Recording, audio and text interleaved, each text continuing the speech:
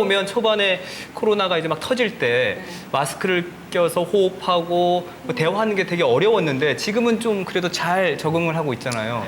근데 변화는 계속 될 거란 말이에요. 그렇죠. 근데 이거에 우리가 계속 맞출 수 있을까, 따라잡을 수 있을까, 이건 걱정이 좀 되거든요. 아까 말씀하신 것처럼 디지털 격차. 그래서 젊은 세대들은 디지털 네이티브라고 하잖아요. 태어나서부터 맞아요. 디지털 기기를 사용했던 저는 디지털 원주민 아니고 이주민이거든요. 태어나서 조금 시간 지나니까 뭐가 나오고 해서 배웠던 그런 세대인데 네. 어린 세대는 정말 글쓰기가 아니라 연필로 글 맞아요. 쓰는 게 아니라 타이핑을 먼저 했던 그런 세대거든요. 이들은 정말 디지털 기기에 익숙한데 나이 드신 분들은 너무나 어렵죠. 그렇게 되면은 어떤 사회생활이나 아니면은 뭐 경제생활에서도 상당히 좀 많은 어려움을 겪을 가능성도 있고 어찌 보면은 뭐 마스크 정보라든가 의료 정보 이런 것들도 디지털 기기로 다 보내는 거잖아요. 그런데 이러한 기술에서부터 먼 어떤 취약계층 내지는 취약한 세대들에게는 상당히 어려움이 닥칠 것이고 그들을 위해서 우리가 어떻게 도울 것인가 이런 고민들도 좀 필요할 것 같습니다. 맞아요. 너무 소외가 되는 게 극명하게 나타나는 것 같은데 사실 뭐랄까요. 지금 뉴 노멀 시대라고 많이 하잖아요. 이제 기준 자체가 예전과 완전히 다른 삶의 패턴을 우리가 원하는 게 아니라 사실 강요받고 있는 맞아요. 시대인데 예를 들면 지금 그리스 같은 나라는 그 나라에 입국을 하려면 그 헬스 패스포드가 필요해요. 그러니까 건강 여건이 필요한 거죠. 사실 이것도 뉴 노멀이거든요. 그래서 이런 기준들이 바뀌기 때문에 우리도 이제는 뭔가 안 맞추면은 비행기 탈 수 없으니까 이제 맞춰서 살아야 되는 그런 스트레스가 또 하나 생긴 거죠. 우리가 생각을 해볼 수 있는 게 그 영화 설국열차. 네. 설국열차는 물론 이제 그 바이러스나 뭐 팬데믹을 다룬 영화는 아닌데 유사한 점이 있다면은 그 재난 상황 이후에 맞닥뜨린 어떤 사람들의 이야기거든요. 중심 이야기들은 주로 이제 열차 내에서의 어떤 계급 갈등 그런 것들이 주가 되는데 사실 열차에 오른 사람들만이 빙하 시대에는 살아남을 수가 있었죠. 그래서 우리가 그러면 코로나 팬데믹 시대에 살아남을 수 있는 티켓은 누구에게 줄 것인가 혹은 어떻게 나눠 가실 것인가 이런 문제들이 필요할 것 같습니다. 맞아요. 네, 그래서 만약에 건강 여건이 필요해졌다. 뭐 이런 기준들이 만들어진다면 사실은 우리 장애인 여러분들 그리고 뭐 노인분들은 아예 오지 말라는 그냥 이야기잖아요. 소외되는 거죠. 네, 네. 그래서 이러한 어떤 그 철저한 방역과 검역 자체가 사실은 악용하면은 또 다른 편견과 차별을 지금 뭐 인종차별 문제도 지금 뭐 드러나고 있잖아요. 그런 차별을 만들 수 있기 때문에 우리가 그런 것들을 굉장히 신중하게 사실은 제일 1순위에 놓고 그런 것들은 그 기준을 다시 만들어야 되겠다라는 생각을 해요. 그래서 그 최근에는 마치 설국 열차에 뭐 꼬리칸과 뭐 중간칸과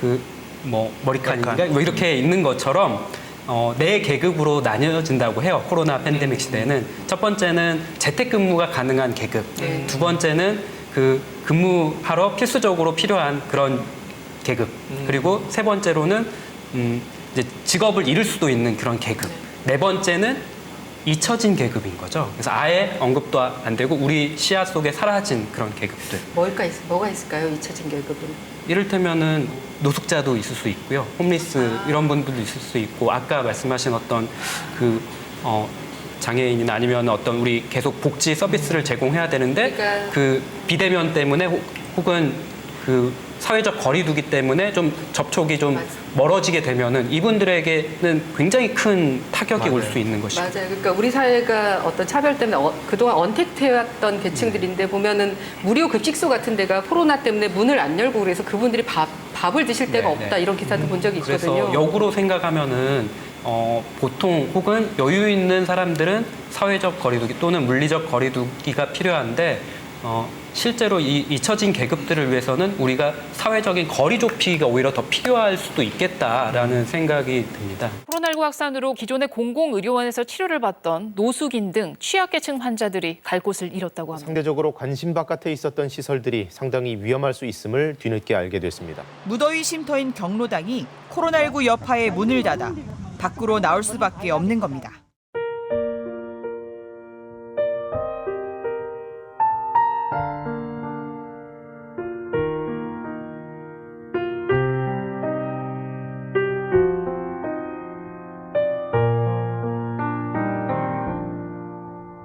제주 같은 경우에는 역사적으로 봤을 때 뭐 우리가 사실 이제 어떤 영호남 같은 경우에는 거기에 무슨 뭐 어떤 대쥐주가 있었고 굉장히 큰 자산가들이 있는 어떤 스토리들을 많이 알고 있지 않습니까? 근데 제주 같은 경우에는 좀 약간 사는 수준들이 대체로 비슷비슷하면서 이웃집에 있는 숟가락 개수까지 알고 있는 요 정도로 가까운 어떤 이웃 문화, 어쩌면 이 이웃 문화가 순으로 문화로 연결돼가지고 남의 고통이 곧 나의 고통이 돼가지고 서로 필요할 때 이렇게 도와주는 그런 끈끈한 어떤 이웃 공동체 문화가 있었거든요. 저는 이게 지금도 아직 제주인의 DNA에 남아 있다라고 생각을 합니다. 그래서 뭐 물론 지금 도에서 이제 뭐 재난지원금이라든가 교육청에서 하는 뭐 희망지원금인가요? 아무튼 이런 제도를 좀 더 살릴 수 있었으면 좋겠고, 기왕이면은 저는 지금 그 어떻게 보면 코로나19로 촉발된 기본소득과 관련된 논의를 제주도 차원에서 좀 한번 좀 더 발전시켜서 이게 도민사회의 어떤 공론화 과정을 거치는 것도 어떨까라는 그런 생각이 들더라고요. 그래서 무엇보다 뭐 그런 제도적인 것도 중요하겠지만 도민 여러분 스스로가 이제 자기 주변에 있는 분들과 좀 이렇게 혹시나 코로나19로 어려움을 겪고 있는 분들을 다시 한번 돌아보는 계기가 됐으면은 더 좋지 않을까 이런 생각입니다. 제주가 이제 생태와 환경이 중요한 곳인데요. 팬데믹 상황에서는 생태와 환경에 대한 그 관심이 어느 때보다 중요하니까 이런 것들이 필요할 것 같고, 또 제주 하면은 또 유배인들의 어떤 문화가 있었는데, 이 유배인들이야말로 절도안치, 위리안치라고 해서 정말 자가격리 스스로 자가격리를 그렇죠. 강제적으로 자가격리를 했죠. 그것도 자가격리는 네, 아니고 그냥 위리안치. 격리를 당하신 분들인데, 네. 이분들이 그 어려운 상황 속에서 정말 문화의 아름다운 꽃을 그 피우셨지 문화의 않습니까? 꽃을 피우고 교육의 꽃을 피우고 학문을 꽃피운 그런 분들 아닙니까? 이런 분들을 배우면서 우리가 이 시간을 기회의 시간으로 좀 바꿔놓을 수 있지 않을까 싶거든요.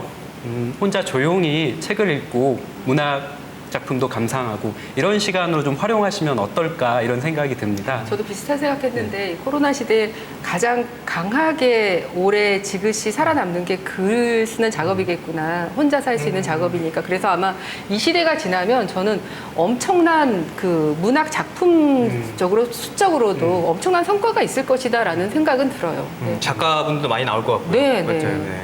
그래서 지난 방송에서 여행을 다루었는데요. 그 여행에 대해서 사실 작가나 독자로서는 멀리 떠나지 않고 할 수 있는 여행이 있습니다. 이게 바로 독서죠. 독서는 다른 세상으로, 다른 나라로 떠나는 여행이거든요. 그래서 그 여행이라는 게 우리가 장소를 공간을 이동하는, 내 몸이 이동하는 그런 것이 여행이라고 할 수 있지만, 사실 독서만큼 좋은 여행은 없거든요. 사실 진정한 여행은 그 장소 이동, 공간 이동뿐만 아니라 생각이 이동하고 우리 삶이 이동하는, 삶이 변화하는 게 진정한 여행인 것 같아요. 그런 의미에서 책을 읽는다는 것은 어떻게 보면은 정말 여행의 본질에 더 가까운 활동이 아닌가 이런 생각도 해봅니다. 요즘 방송가에서도 사실 이게 굉장한 화두예요. 화두여서 사실 그 가수들의 무대는 환호를 받으면서 이제 그렇죠, 업돼서 이게 그 노래도 나오고 이러는 건데, 그게 안 되다 보니까 요즘 많이 등장하는 게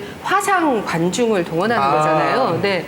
그런데 놀라운 게 그 가수들이 그 관객들이 앞에 있으면 관객들이 더 잘 보일 것 같은데, 화상으로 봤을 때 관객들이 훨씬 더 잘 보인다는 거예요. 예를 들면 뭐 저 사람이 나에게 어떤 응원 메시지를 보여주는구나, 저 사람 표정이 어떻구나가 다 보이기 때문에 사실 가사를 놓칠 뻔했다 이런 가수들도 있고. 그런데 저는 사실 처음에는 아유 무슨 아무리 화상으로 한다고 해도 뭐 그게 실제처럼 그렇게 되겠어 싶었는데, 의외의 그 부분이 있더라고요. 그게 뭐냐면 전 세계의 사람들이 같이 동원될 수 있다.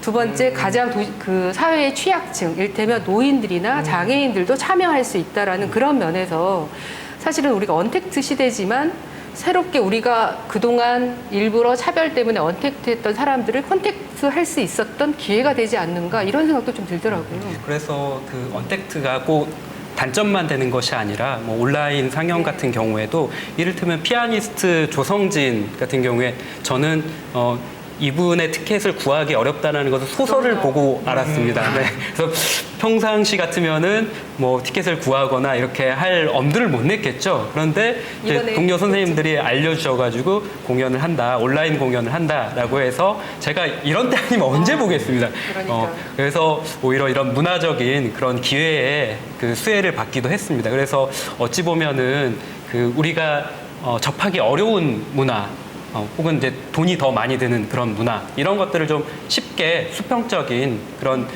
수혜를 받을 수 있는 그런 기회가 되기도 한 것 같아요. 그래서 꼭 나쁜 것만 있는 것은 아니다. 그래서 사실 보면은 좀 광의 해석을 하자면 우리가 반드시 앞에 있다고 해서 이 사람과 내가 마음이 컨택트 되는 건 사실은 아니었다는 거죠. 멀리 있지만 정말 그 사람과 소통하고자 했을 때 그게 언택트지만 컨택트가 될 수 있다라는 저는 그 화상 관객을 보면서 그런 거를 느꼈어요. 그룹 슈퍼엠이 온라인 전용 콘서트를 열었습니다.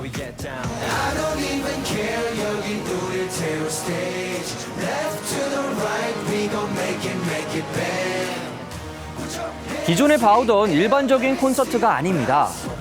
가상현실로 구현된 호랑이가 무대 위를 뛰어다니고요. 순식간에 무대의 배경이 이탈리아의 콜로세움으로 바뀌기도 합니다.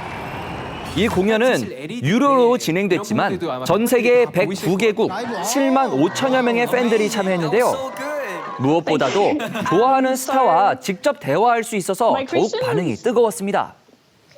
Have you been looking after yourself lately with everything going on? 백현이 형, 태민이랑 함께 운동도 같이 하고 있고. 미국 빌보드에서는 지난 3월부터 팝 가수들이 릴레이 라이브 콘서트를 열고 모금 활동을 하고 있습니다. Look for the good in everything. Look for the people who will set your soul free. 기부금은 코로나19 극복을 위해 애쓰는 각종 사회단체에 전해진다고 하네요. 그리고 세계 최대 클래식 음반사인 독일의 도이체 그라모폰도 온라인 공연을 진행 중인데요. 이 프로젝트의 이름은 환상적인 피아노 소품곡이라는 뜻의 모멘트 뮤지컬입니다. 세계적인 피아니스트인 조성진 씨도 참여해 높은 인기를 증명했는데요. 감탄이 나오는 그의 연주 잠시 감상해 볼까요?